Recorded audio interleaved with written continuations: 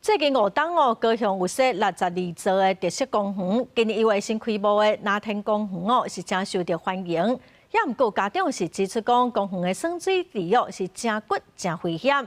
市政府指出讲，公园逐礼拜拢会固定摒扫，卖过来加强清洁。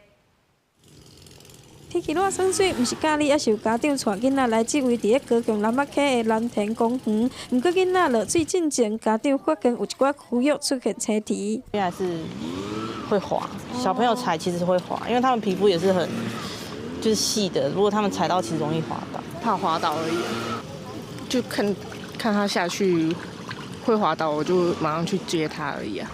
这状况一礼拜前就有人发现，民众提起水底积了一寡青蹄，建议爱穿会当预防出倒的鞋仔较安全。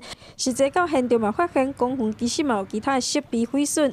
民代要求市府唔通只是建设，嘛爱来了解到后续维护的能量。高雄特色公园的养护经费每年大概要12亿才够，可是现在我们看的预算书大概只有每年5.5亿而已，距离12亿还是有很大的一段缺口。